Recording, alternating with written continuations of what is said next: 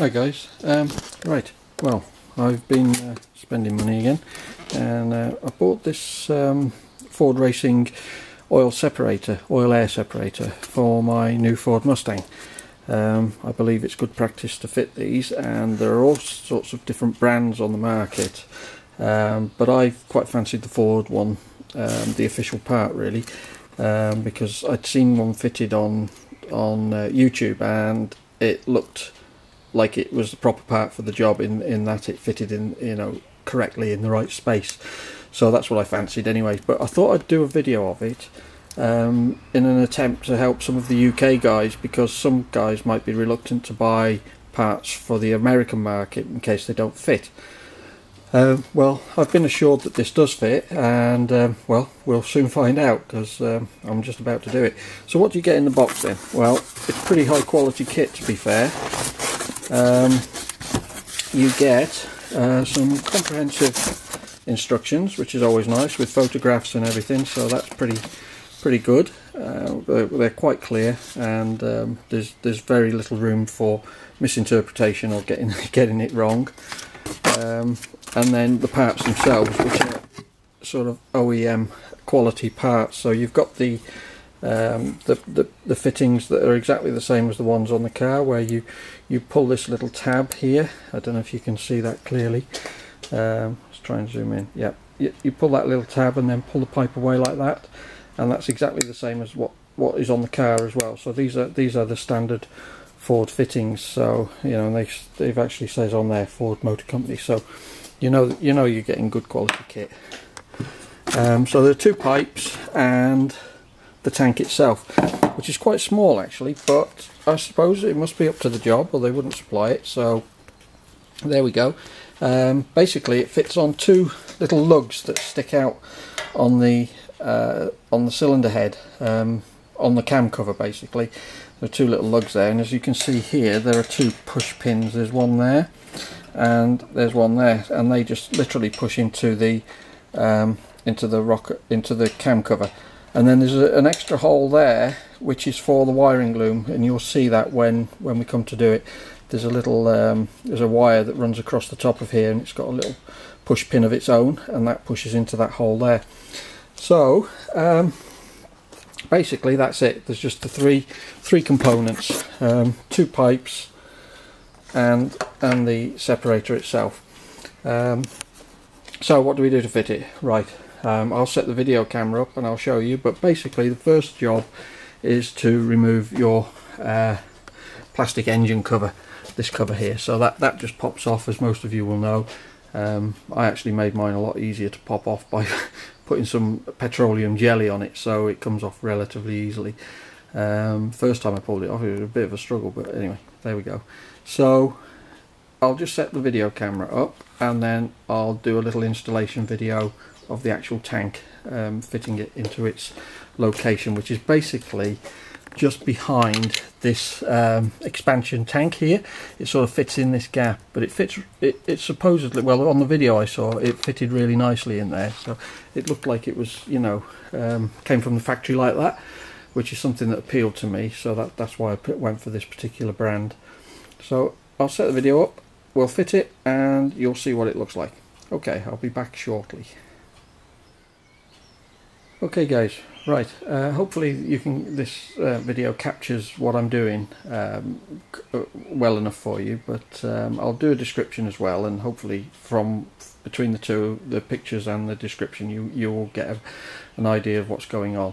So firstly we need to remove the engine cover, which, as I say, just pops off. Just carefully pull it left, right, and at the back, left and right, and we're off.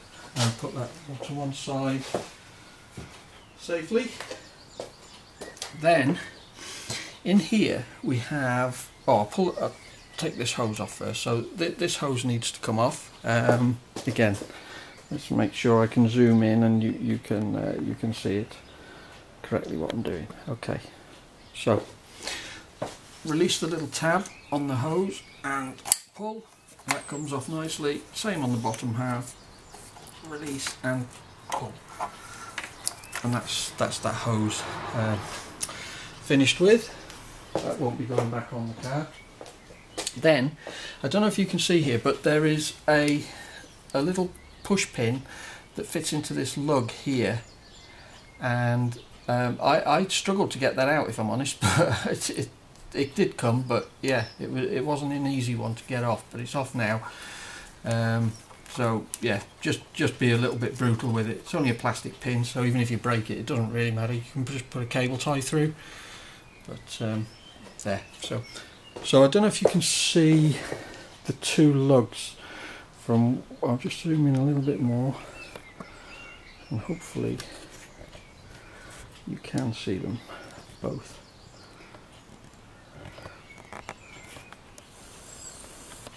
Okay, the first one's very clear, obviously it is there, and the second one is just under all this wiring here. It's at the top here. So, the catch tank itself, as I say, it has two pins already in it. And they push into these holes, so I'm going to remove them first and get it lined up, and then I'll push them in when I've done that. So just remove the two pins from the catch tank, put them aside. Okay, so here we go. It needs a little bit of jiggery pokery to get it into the gap. Just a little bit of few wires that just interfere with it slightly, but yeah, it fits and it all lines up nicely actually. Yeah, that's fine. That is it. It fits there like that.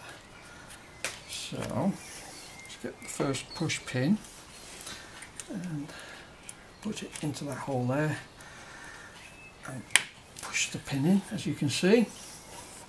The second one, I know the wiring's sort of blocking it, but it's the same. It's the same thing.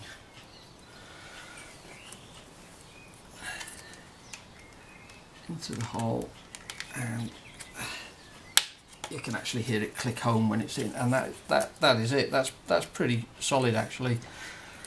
It's not going anywhere. And then the one with the wire on it here, as I said, there is an extra hole in this bracket, so that just pushes into there like that.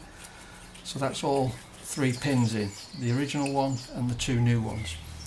So then we're on to the pipe, and again I like to just put a little smear of petroleum jelly onto these fittings, because I just think it makes it a little bit easier when you come to remove them the next time. So that's the first pipe, and as you can see, it fits on there, and it literally is just a push home, nice click, and onto there, nice click there. And likewise on the outlet pipe here, which again, just a little bit of petroleum jelly. Grab the pipe, and again, should hear them click home nicely. That's it. As I say, they're really high quality fittings these, so there's nothing to worry about. And that is it. Let's say a little bit of petroleum jelly on the rubbers.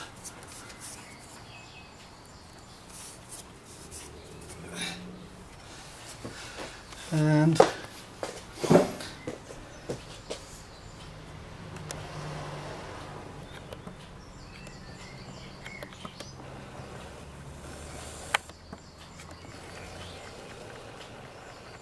yep, engine cover back on.